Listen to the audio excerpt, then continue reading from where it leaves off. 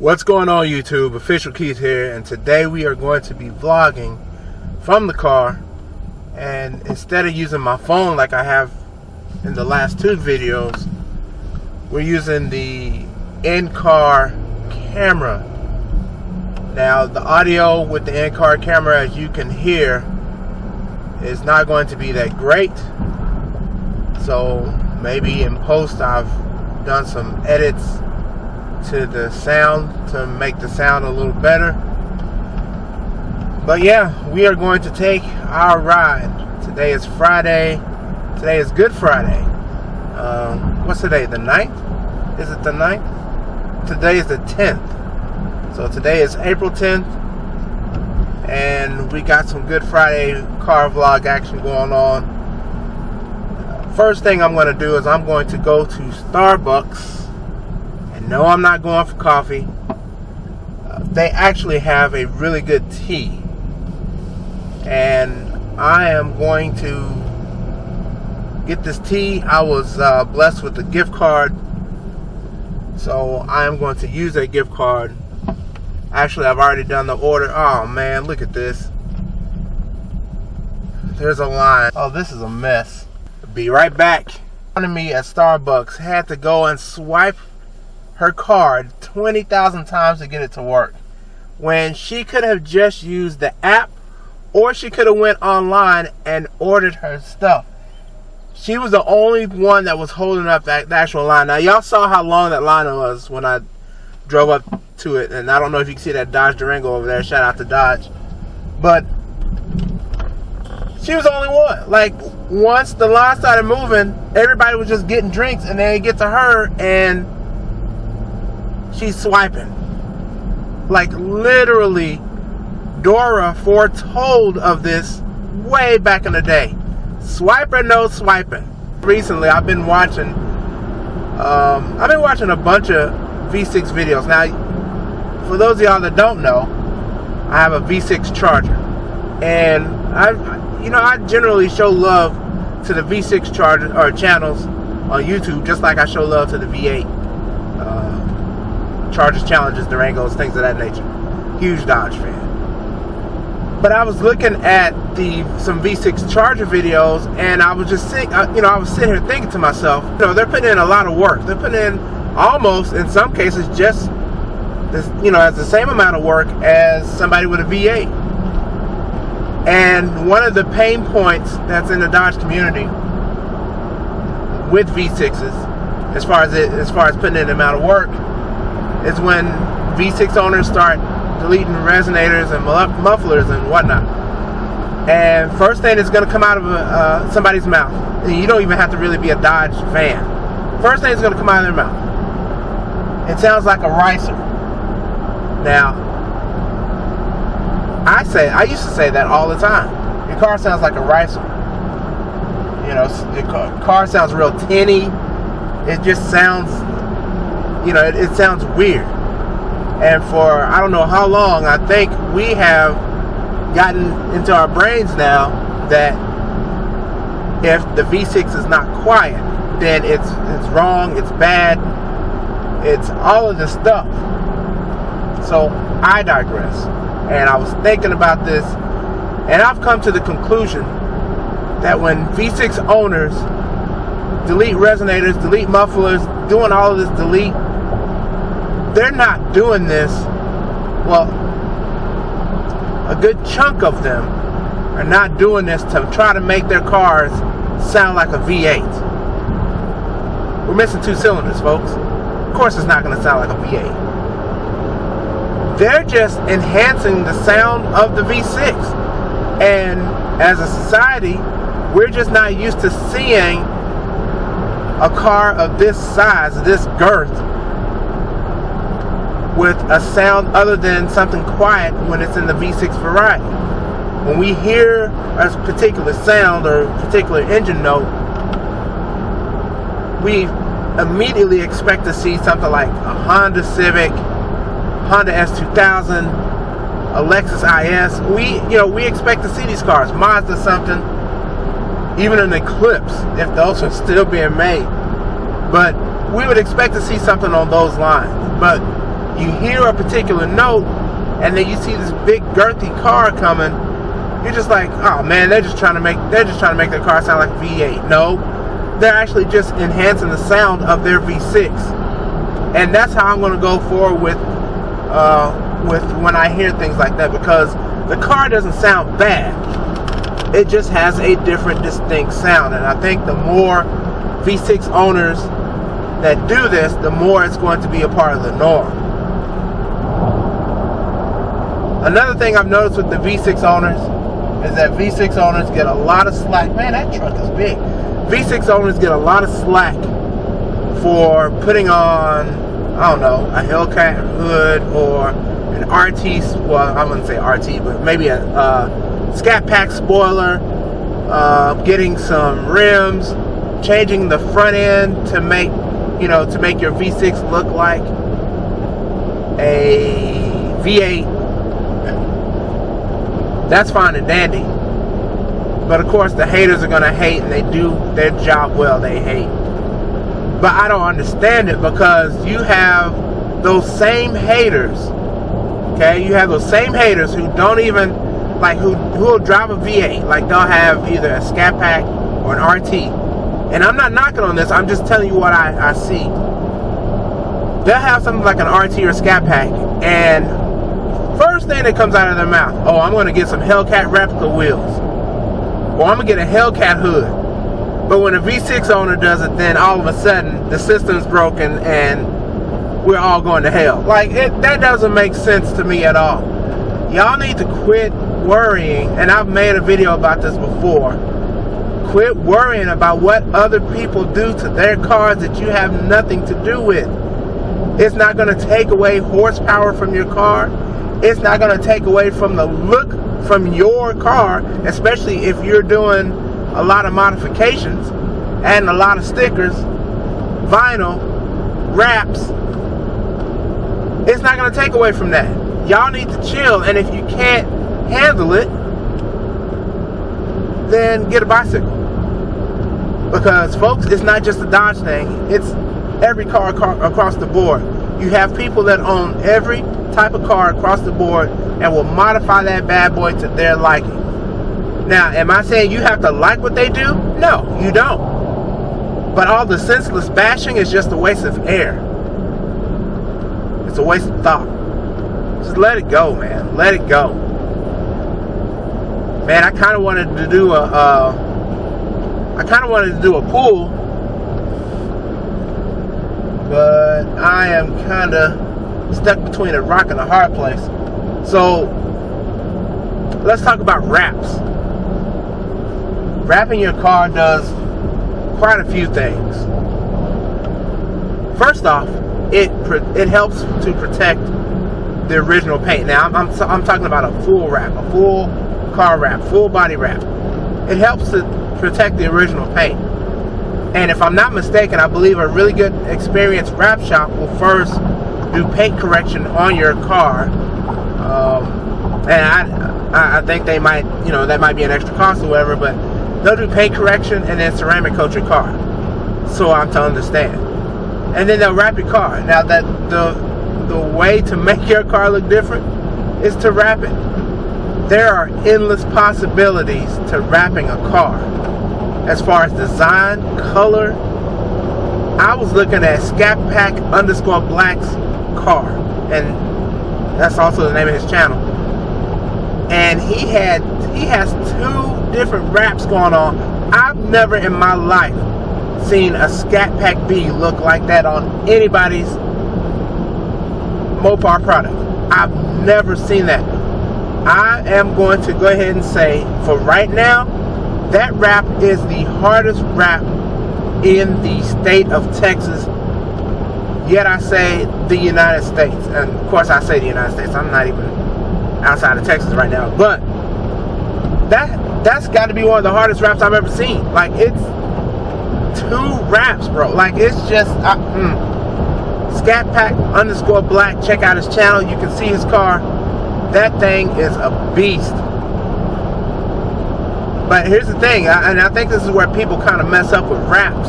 They think that you can go into a wrap shop and you're going to pay, you think you're going to pay about $400 to $800 for a wrap and think it's going to be bomb. Folks, wraps are thousands of dollars of work. You have to really understand what goes into creating the wrap, designing the wrap, and then applying the wrap. There's a lot of parts that have to be removed from the car in most cases in order for the wrap to be put on professionally, correctly, and to have a nice, tight, snug fit. Wraps are the way, man. Wraps are definitely the way. Something else that you might want to consider when getting a car, and I'm just doing topics off the dome, folks. There's no rhyme or reason or mix matching or whatever. But one thing you want to consider is to get a radar detector. Now, I'm not saying you need to go in speed, but let's face it, folks. Sometimes we get that heavy foot, and sometimes we want to do a pull. And so, getting a radar detector can kind of help deter you from getting a ticket, because it will at least alert you when there's something popping off. Now, where the radar detector fails is when the radar or the police officer that's actually checking speed decides to check speed right when you pass them. At that point, it's too late. Radar detector ain't gonna do nothing for you. But for the most part, the officer will already be set up, ready to go with the radar, with his or her radar gun, going off trying to find these would-be speeders. Depending on the type of radar detector that you get, folks, I'm here to tell you from personal experience, you have to pay to play. You have to pay to play. If you get a $70 radar detector, you're going to get $70 worth of protection. Plain and simple. If you get a $700 radar detector, you will get $700 worth of detection. Plain and simple. Where the differences come in is the amount of customization that's available when the radar detector is at work scanning, looking for threats. Now, I'm going to stop right here because I want to take a little small pull. Let's get it.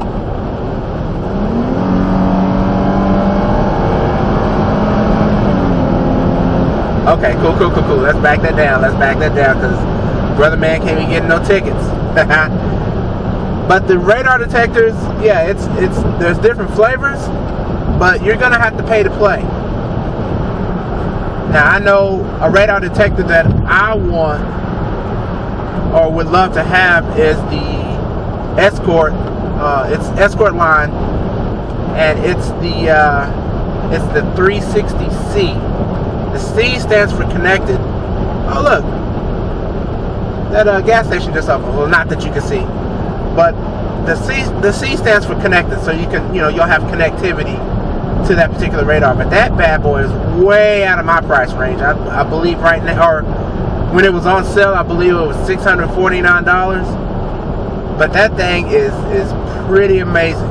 I know a lot of Hellcat owners, they typically go with that particular radar. Either that one, or they'll go with the Valentine radar detector. I know the Valentine 1 version 2 is out. I've been looking at that one too. Just looking at it. I'm not buying any radar detectors, but I've been looking at that one on YouTube, watching the videos. Between those two, and then there's a Redenso radar detector. And people, let me tell you right now, just because a radar detector doesn't look like it, like it has a lot going on, it really does. Redenso does a great job at making their radar detectors where they look simplistic, so simplistic that you think that they're cheap and they don't work well. But they are one of the top rated radar detector manufacturers in the United States. So Redenso. Wait, I think they were manufactured in the United States. I could be wrong about that. So if I'm wrong, I'm wrong. But Redenso is another great brand. But radar detectors in general, you definitely want to have some type of protection. I mean, you got car insurance, right? You have tire warranty protection. When you buy those new tires, you may have gotten an extended warranty on the car itself. Why not protect the threat against possible tickets?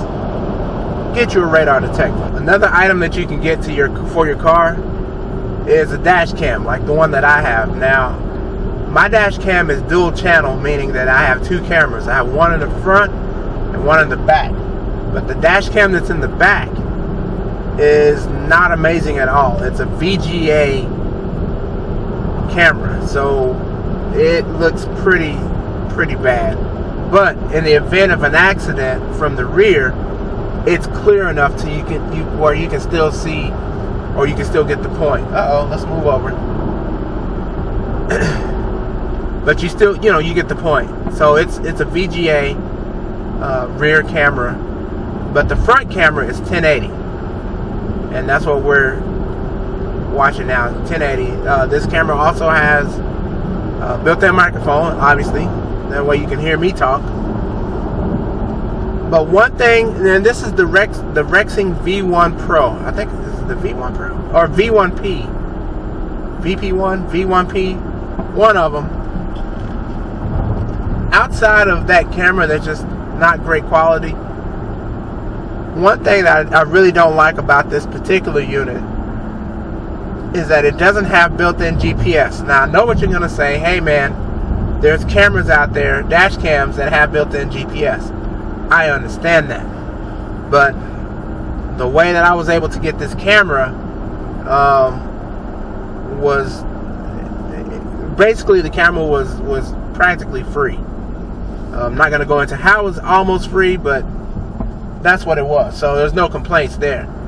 But the GPS unit for this camera cost an extra $20, which I did purchase. But it doesn't, like when you do the playback on this, when you want to play back like where you've been, you actually have to take the memory card out of the camera, plug it into your computer, and then use the actual Rexing the program to actually see where you've been. So as you're watching a video, let's say of your ride or whatever, there's a map that will show you where you've been, and it's just that's a convoluted system if you ask me. I mean, the better the better dash cams now that have the built-in GPS, built-in Bluetooth or Wi-Fi, you can just easily download the footage to your device, to your phone, your smartphone, your device, tablet, whatever, and just be done with it. There's no taking any memory cards out. There's none of that. You just take it, you just download it and go. And that's something that I would like to see for this car as far as an upgrade, is an upgraded dash cam. Now, I have this dash cam hardwired, or I'm sorry, I don't have it hardwired. I have the wires hidden to where it's nice and clean. One thing I don't like in my car is to have wires hanging all over the place. Now, when I first got my first radar detector for this car, as well as the dash cam, the dash cam wires were hanging up. They were hanging out a little bit. Of course, the radar detector wire was just, hanging. And that was getting on my nerves. So I cleaned it up. I have a mirror mount for the radar detector. So I got power coming directly from the mirror. And then the dash cam, I have the wires tucked in nice and neat inside of the I guess like the A-pillars of the car, and going all the way around. It's good to have a nice clean setup in your car. It just makes for less convoluted mess, and it's a clean look. But as you can see, I'm heading back towards town. I just wanted to make this drive, make this vlog. I'm really starting to like doing these vlogs. I was telling the homie Jay that I was really, I really like doing these vlogs. I can't talk. I do say a lot, so I know I've been kind of called out on that before. I try to work on it, but I mean, it is what it is. This is not a perfect production. This is YouTube. So whatever happens, happens, right? But I just wanted to make this video for today, April 10th, Good Friday. Everybody be safe if you have to go out. If you're like me, if you're taking rides, just be safe about it, be smart about it. Be careful going to the grocery stores. I know most of the grocery stores now have it to where they're only letting a few people in at a time, which is good. It's also good that they let the elderly go in first at particular hours of the day. That's good. But just be safe out there, people. We're gonna make this. We're gonna make it through this for sure. We just gotta play it safe. Gotta play it smart, and we just gotta remember to wash our hands, man. Wash those hands. Wash those hands. Anyway, man, this is your man, Official Keith. Have a good Friday. Have a good Easter on Sunday. If you go to church, say a prayer for your boy. Other than that, man, I'm out.